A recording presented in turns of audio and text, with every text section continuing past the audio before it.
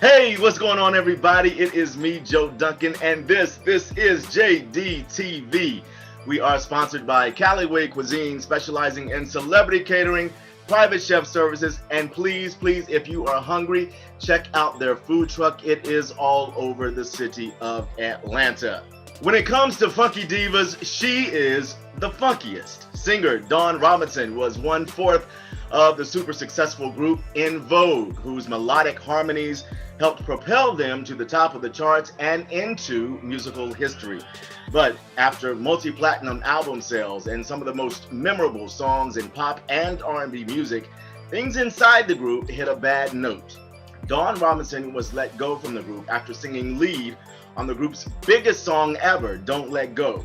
Well, Dawn went on to perform with a brand new group, Lucy Pearl, and enjoyed a successful but short run with her bandmates. Robinson plans to open up all about it in a new book that she's working on. We certainly want to read that. It will detail the high notes and the ones that fell flat. Can't wait to read it.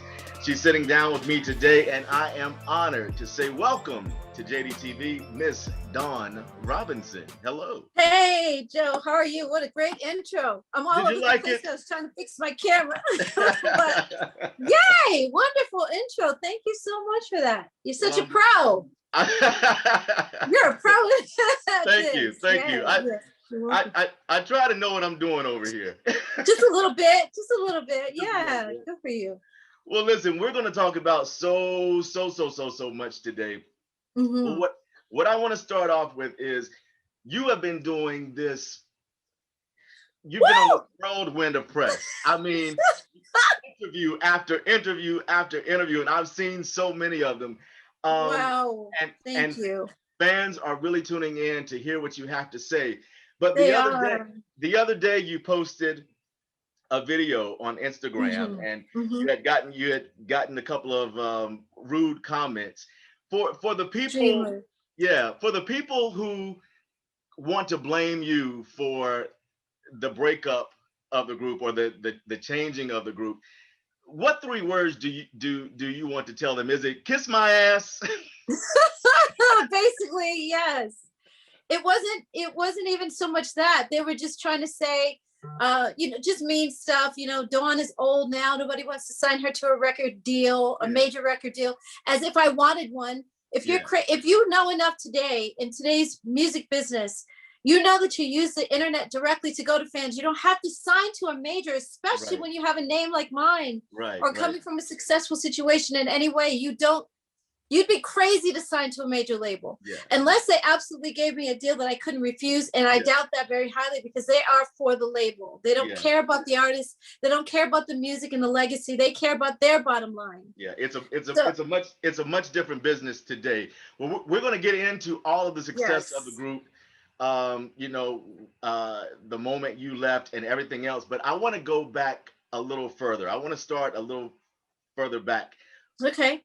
How old were you when you discovered that I've got this gift of song?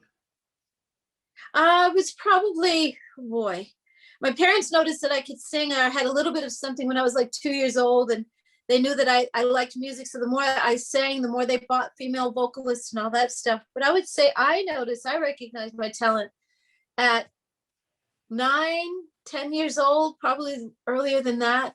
Minnie Riperton,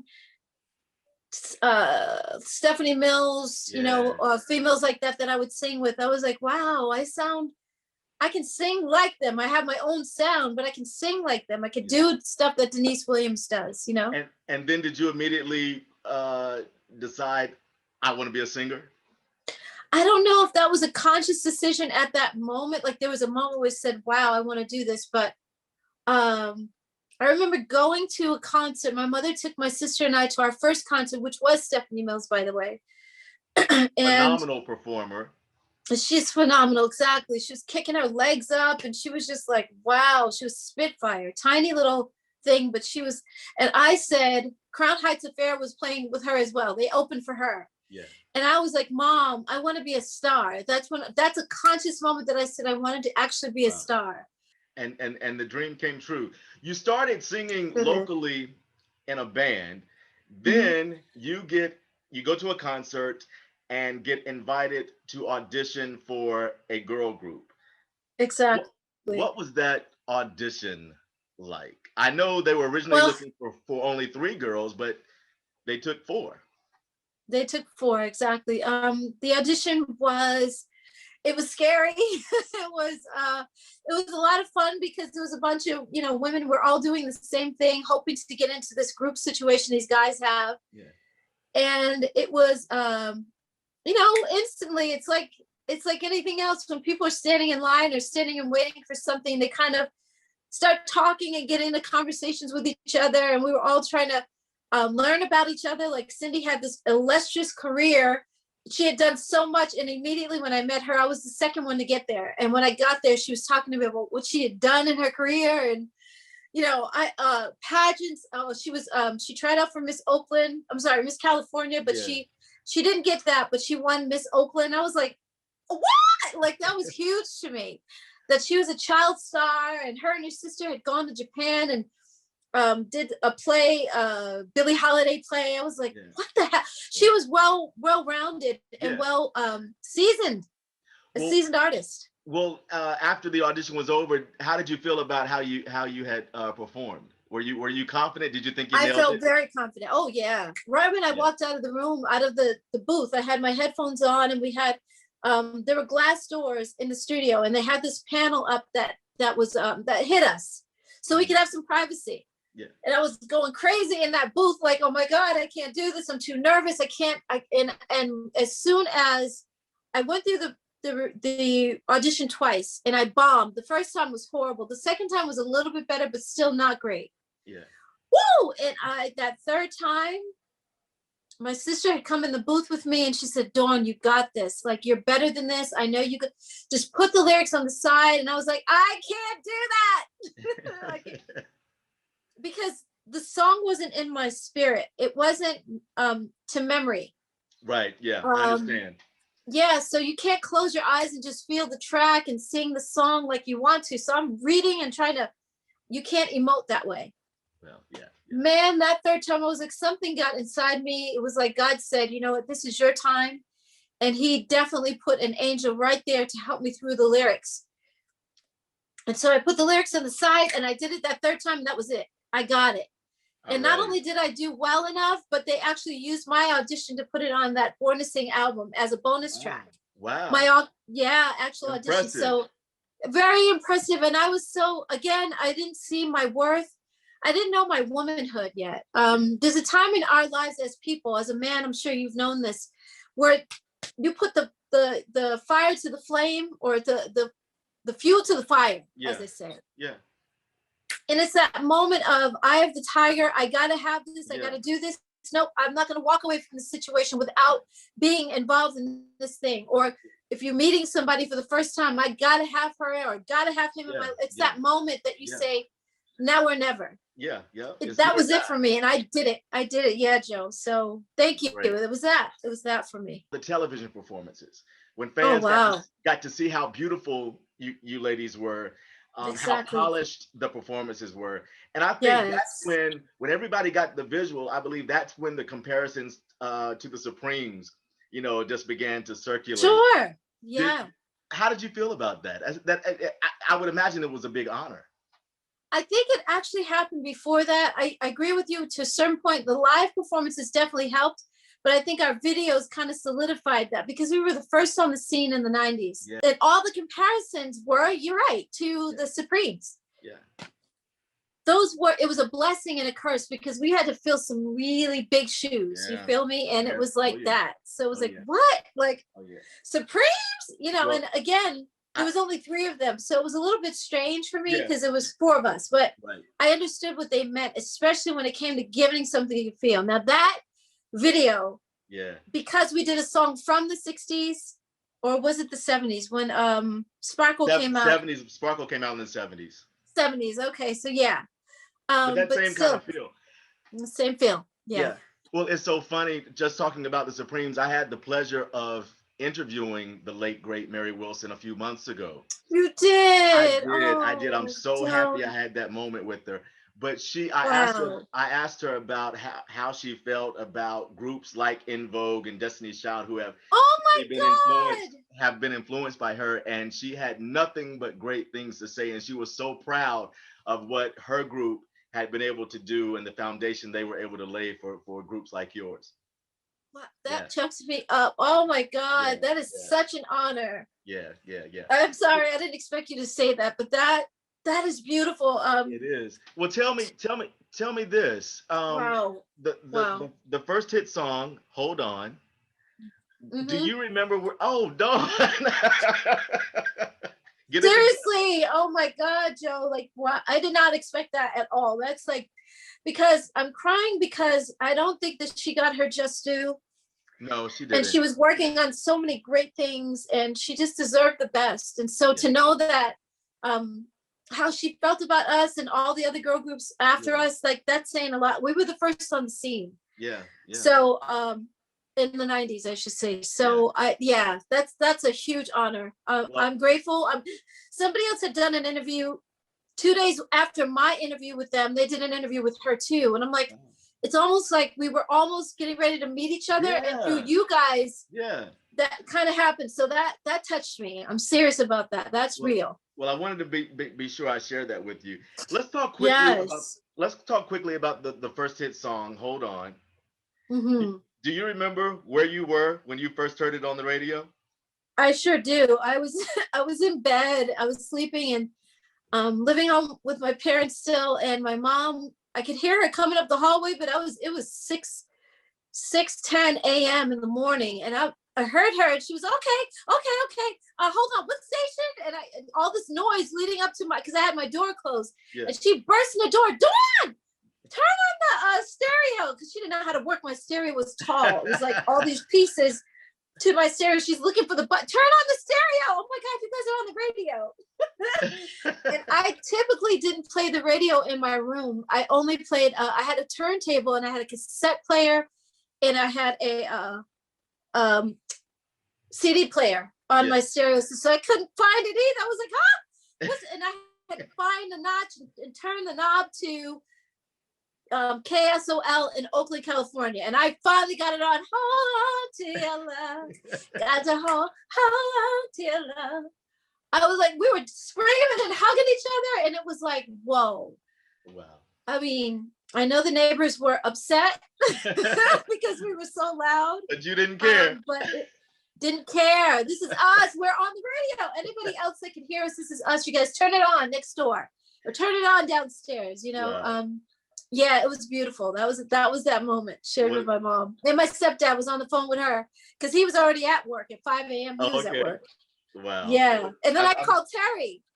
And she's like, who the Dawn, what's wrong? Because I was like, yeah. That's incredible. Well, this career has taken you all over the world. You've been a lot of places. You've seen a lot of faces. Who has been the one superstar you were most excited to meet on this journey? Oh my gosh. Okay, so hands down, Michael Jackson. We came backstage, Joe. We were at an award show, and they come and get you out of your seat in between commercials so that you can prepare. If you're being if you're nominated for an award, they want you in the wings so you can walk out.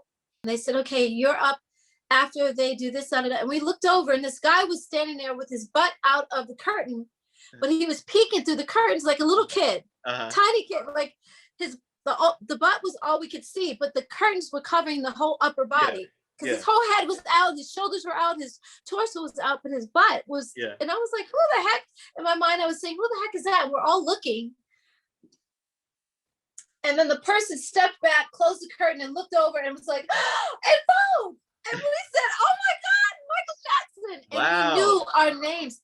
Joe, he hugged each one of us and said, oh my God, Cindy, I love you. Oh my God, Dawn. Oh my God, Cindy, Maxine, Terry. We were like, you know us? you are Michael Jackson and you know us? Like, yeah, that was the biggest. And then Diana Ross was sitting backstage by herself at a different award show. And she didn't have anyone around her, Joe. It was just her by herself. Yeah. We were like, you guys, we got to go over there and talk to her. Oh my God, that's Sandra. We got to say something. And we walked over and she was just sitting there and she said, hi, lady. She was sitting and she looked up at us and we bent over to hug her. What we're going to do now, I'm going to go ahead and bring in my producer / co-host and let him join our conversation. Preston, meet Dawn Robinson. Hey, how you doing? Preston, hey. Joe said that you would not be able to work your camera. Well, you know, I'm getting better at it. Exactly. I see your face, though. Good to see you, Joe. Well, I'm sorry, Preston. Nice to meet you. Nice to meet you, too. My pleasure. Yeah, all the guys that are crushing you back in the day, and they probably still do. So sure. A little bit. Yeah, Thank you. I'm sure all the fellas around the world are wondering who the lucky guy is you spent Valentine's Day with, other than us, of course. You guys, that's it. My stepdad is in there. My stepdad is in the other room with my mom. Yeah, I don't have anyone in my life right now. So that'll come with time. But I always say every Valentine's Day, I'm like, I'm gonna have somebody but next Valentine, I'm gonna be with someone, the right one. Yeah. And I'm always alone, but that's okay. The right one has not come yet. Can I share a fun, sad fact with you guys? Yes. Oh, sad. I have never had a Valentine. Are you serious? What? Oh, Joe. Okay, that is sad. Well, I'm your Valentine this year. Joe, I'm your Valentine this year. Okay. Thank you. I'll take it. Yes. I'll be your Valentine. Oh, that is sad. Hey, Dawn, don't believe a word he says. Is he telling the truth? Don't believe a word he says. Dawn, I tell what God loves, the truth. Exactly. Okay. All right, Joe. I think I believe you. All right. I think I do. We were talking about some of the big superstars that you've been able to cross paths with. My favorite performer, besides En Vogue, is Whitney Houston. Yay. Did you ever meet her? Wow. Yes, we did. We did meet Whitney. Tell me all. So it was another situation where we walked into the building, you guys, and it was Byron Allen's show, and we walked in and we were like, because we were like, hey, you guys. They were like, shh. We were like, oh, sorry, and we looked over and Whitney was like, hey. She didn't care, you guys. She was so loud. She's like, Info, oh my God, I love y'all. Hey. So she left out, and I was like, Terry, go with me to Whitney's car. I need to ask her about her voice teacher, voice coach.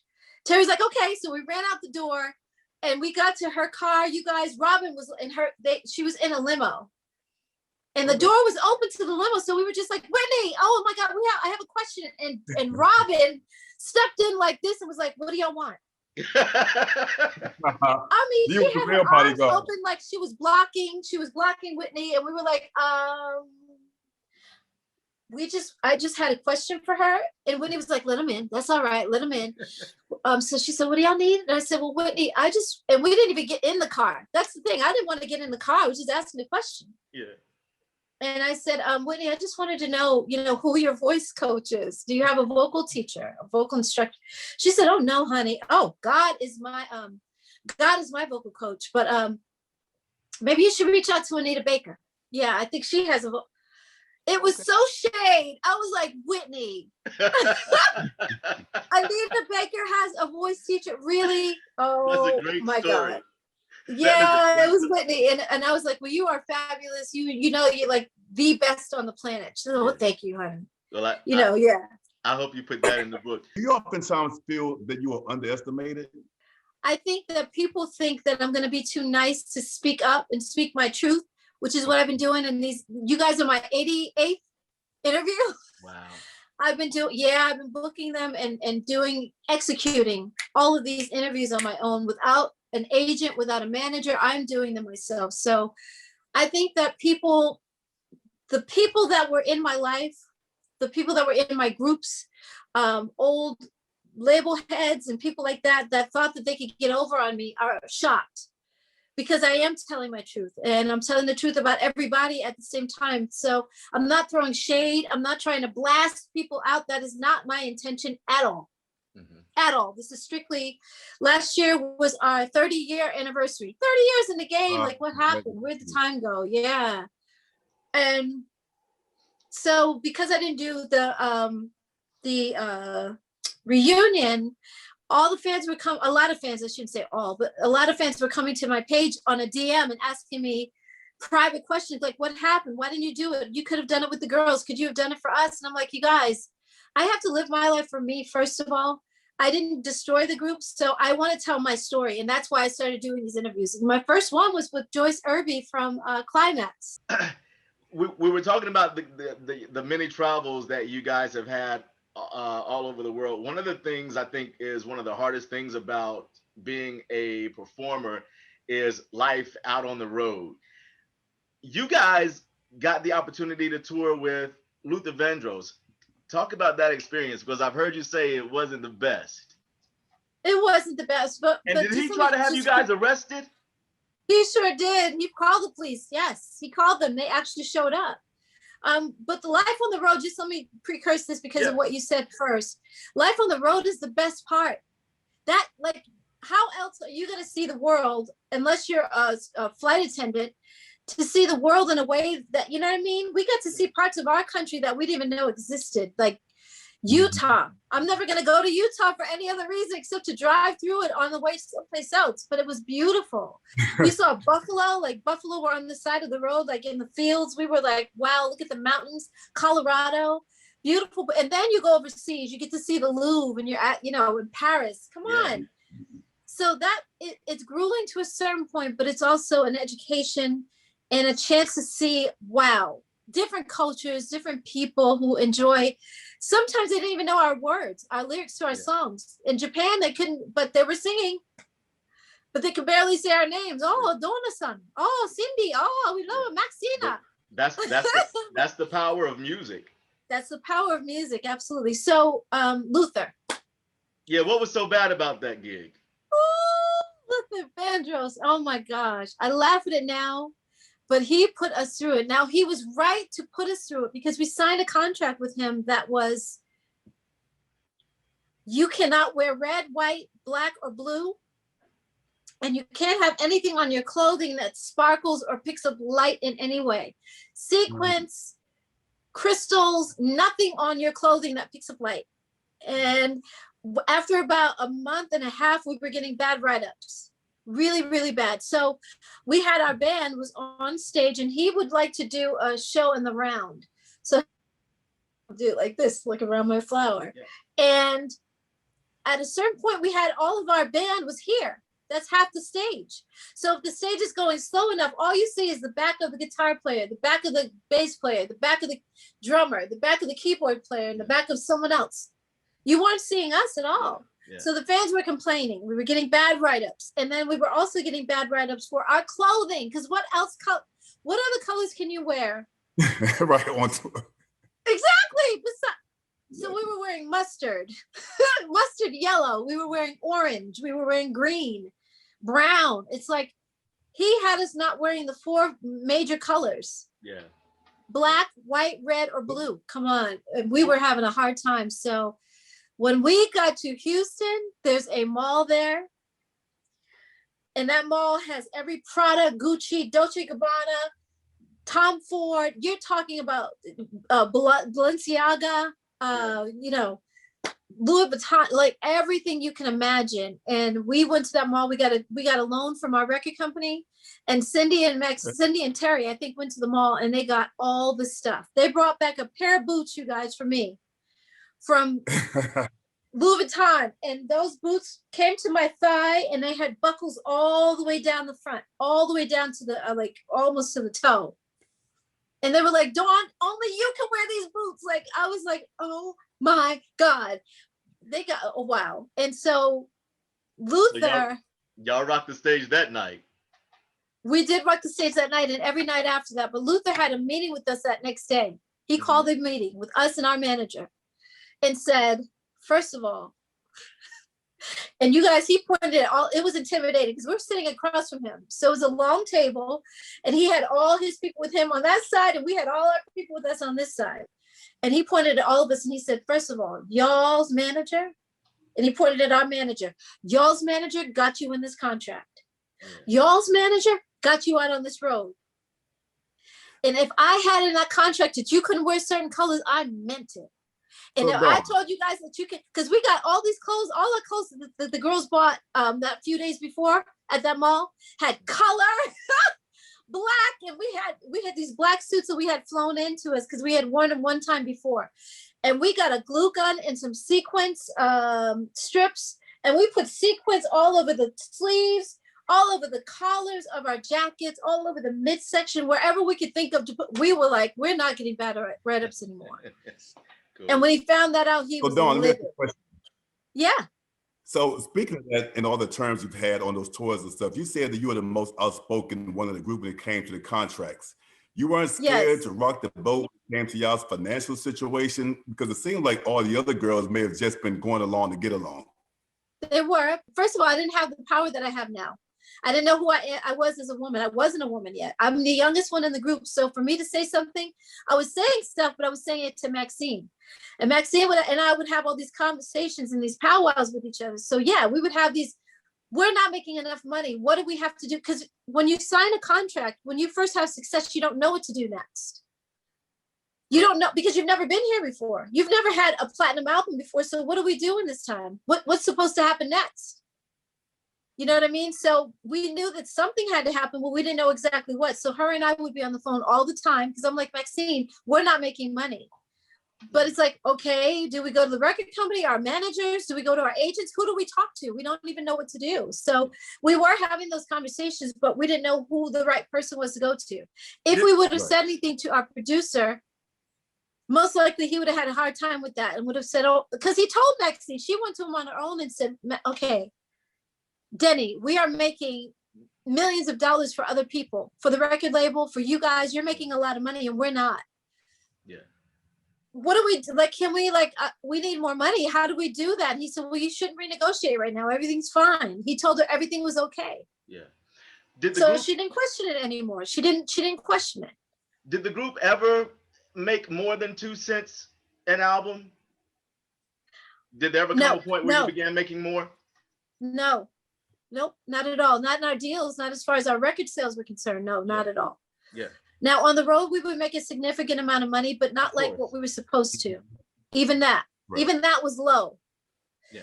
At one point we were talking to a tour manager and he said, so how much do you guys make a show? And we said 5,000 a piece. And he said, wait a minute, I'm going to ask you again.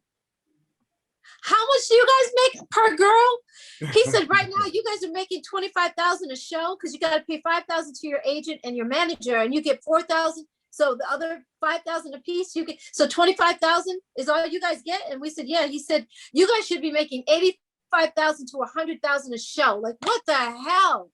It's been that way through our whole entire career. And again, we don't know who to turn to ask the question. So now as a grown woman and understanding the business a lot more, reading stuff online, understanding how things go, I would ask those questions now. And then if I would have spoken up at that time, especially, I didn't have the power that I know that I have now. And like I said, I wasn't the woman I am today. So I would have spoken up and I would have gotten kicked out of the group because you're asking too many questions. Yeah. That's why they got rid of me. Yeah, I was going to ask you, are you comfortable with the decision you made to speak up and the consequence being let go from the group? You can still live with yourself for doing that. Every single time it came up, a million times from now, it would still do the same thing. Yeah. I spoke up at the right time. I don't care what it did to the group, because if you continue to go on, everybody continues to make. I was looking at other people's mansions and I'm walking around thinking, what the hell is wrong with us? Why don't we have the same exact thing? Yeah. Our producer has it. He didn't have this before he got with us. So obviously it's because of us that he has it. Mm-hmm. Our choreographer has a freaking mansion. This is crazy right now. We're walking through our choreographer's mansion. That's no joke. So you can't help but start to look around like, wait a minute, where is our money? Why aren't we being paid for the hard work that it took to get this man this mansion? We're the reason that this man is living in this mansion right now, and we don't have the same exact thing. It's not that he shouldn't have it. It's that we should have the same exact thing. En Vogue is celebrating coming off of 30 years. It's their debut. If Cindy, Terry, Maxine, Rona, if they said, Dawn, hey, let's put it back together, what would your answer be? Are you game? It would be no. It would be no. Why? They had plenty of time to do that.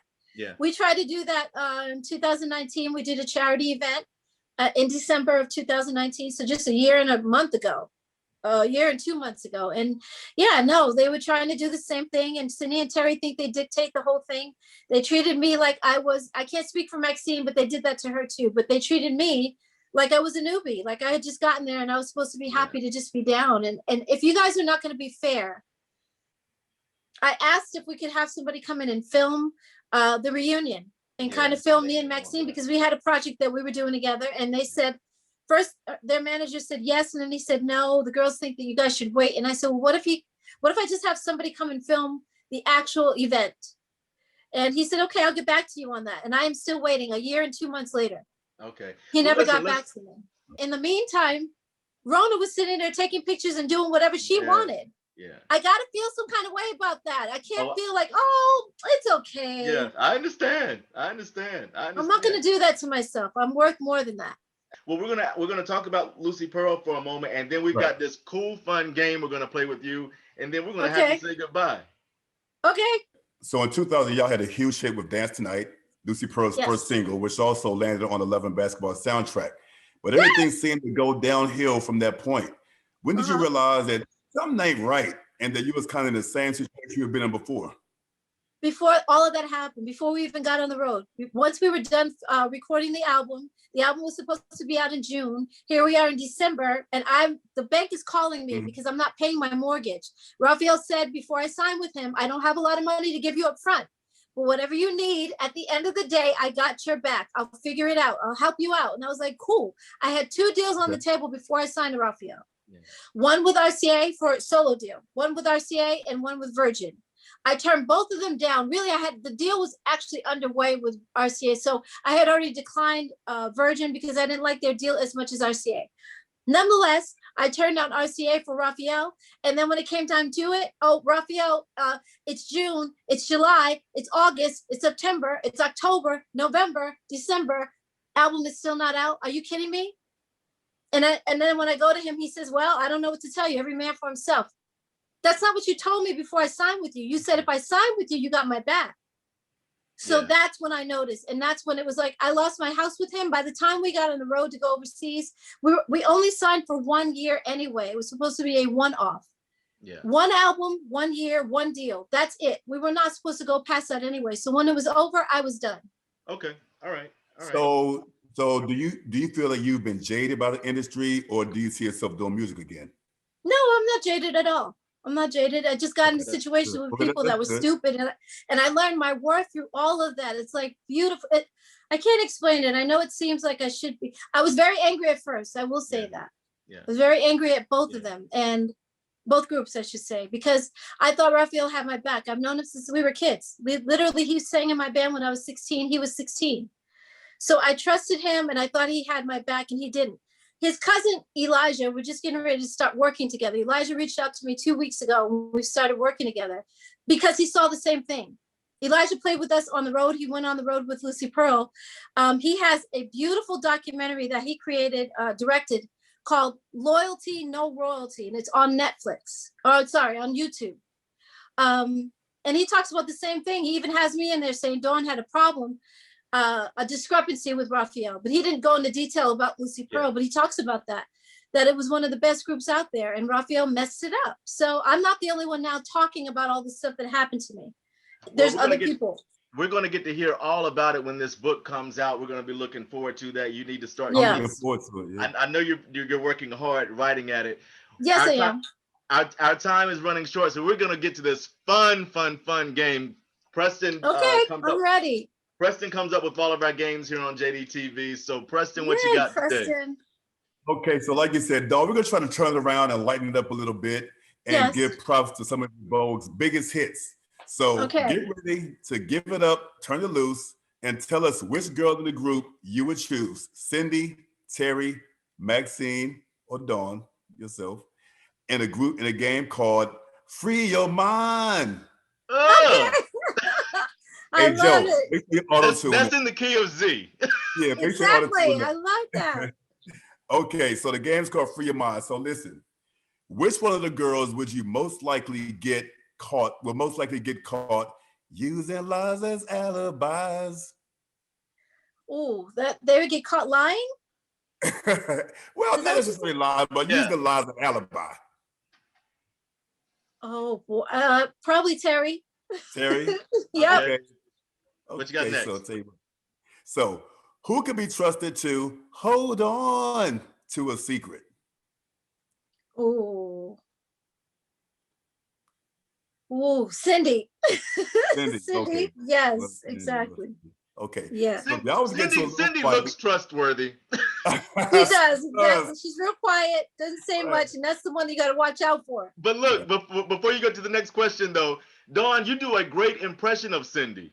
Oh my God, it's like everything is all in the nasal. It's all nasal. It's all this. Hi, Dawn. This is Cindy.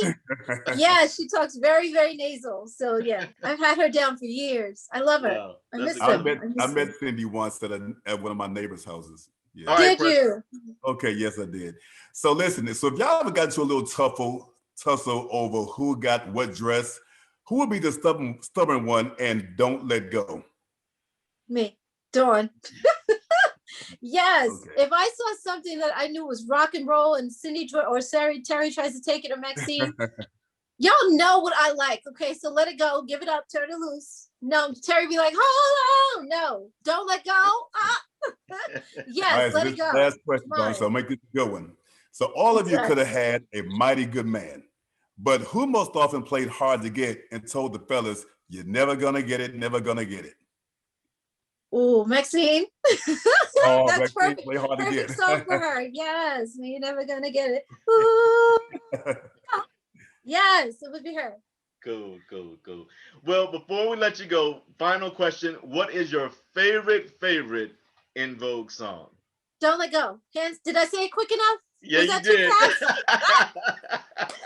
Don't let go. Are you kidding me? That The I say biggest lead on our hit. Yes. And And you're that's, saying, that's my favorite one too. Honestly, I love that. I love the Thank melody. you so much. I also I've come to really love Give It Up, Turn It Loose, because Maxine's performance on that song. I loved it on the record, but live performance, oh, she kills me on that one. I just love it. Just, and you can hear me. We did the just real quick, last story. Mhm. We did the inauguration for Bill Clinton, President Clinton. yeah.